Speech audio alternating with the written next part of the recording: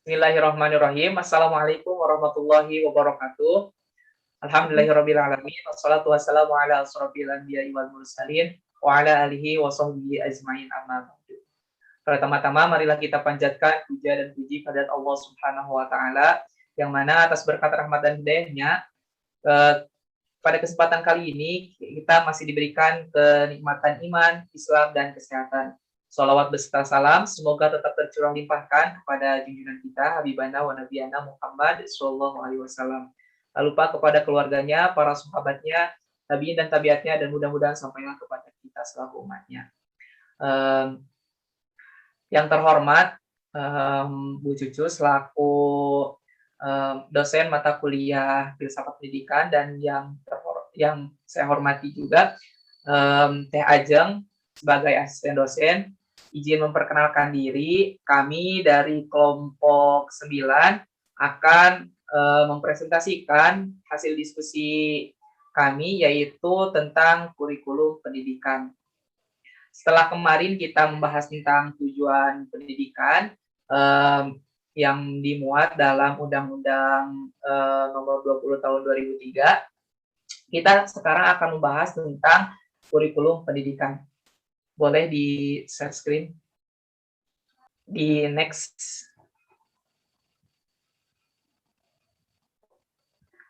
Nah, untuk anggotanya ada Ridwan, dan yang kedua ada Silmi Nur Ajizah.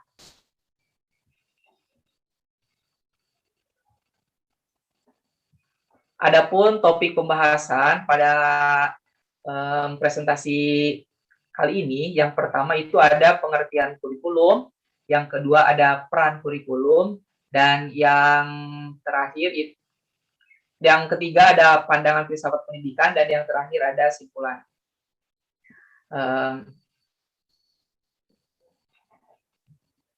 Nah, untuk yang pertama itu ada pengertian kurikulum.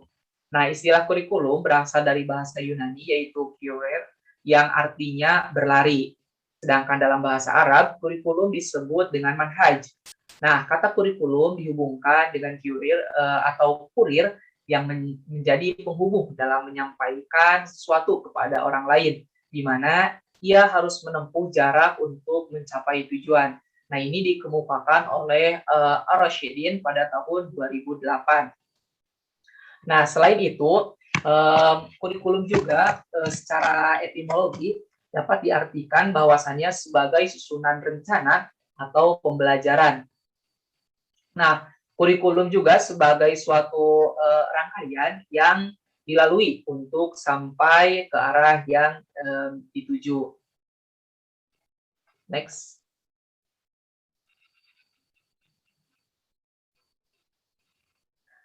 Untuk selanjutnya yaitu pengertian kurikulum pendidikan. Nah, untuk kurikulum dalam pendidikan merupakan rencana pelajaran yang akan disampaikan kepada peserta didik dalam satu semester, seperti yang tersusun dalam MPP, RPPH, RPPN, yang masing-masing memiliki kegiatan berbeda dalam proses belajar untuk mencapai tujuan tertentu. Nah, ada juga yang mengatakan bahwasannya kurikulum dalam koridor atau ruang pendidikan yaitu sebagai jalan terang yang dilalui oleh pendidik atau guru latih dengan orang yang dilatihnya, yaitu peserta didik, untuk mengembangkan pengetahuan atau keterampilan dan sikap mereka. Nah, adapun kurikulum pendidikan dalam perspektif Islam, yaitu merupakan jalan yang dicari agar dapat menjalankan fungsinya sebagai khalifah sehingga memperoleh kebahagiaan di dunia dan akhirat. Nah, itulah dia mungkin pengertian kurikulum dan kurikulum pendidikan. Untuk selanjutnya akan disampaikan oleh rekan saya, Silmi. Kepadanya saya persilakan.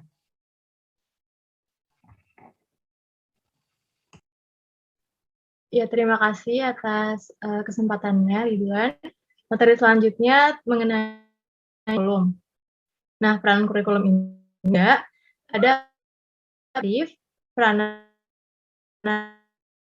atau evaluatif.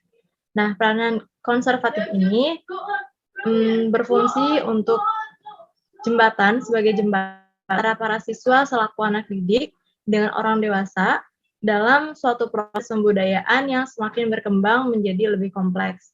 Dengan adanya peranan konservatif ini, maka sesungguhnya kurikulum itu berorientasi pada masa lampau.